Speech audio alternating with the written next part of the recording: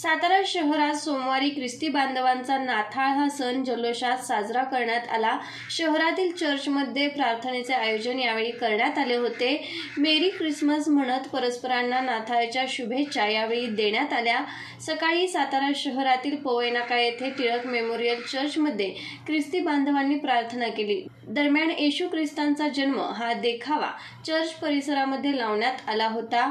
रविवारी सायंकाळी चर्चवर आकर्षक विद्युत रोषणाई करण्यात आली होती। दिवसभरात विविध कार्यक्रम चर्चमध्ये आयोजित करण्यात आले होते।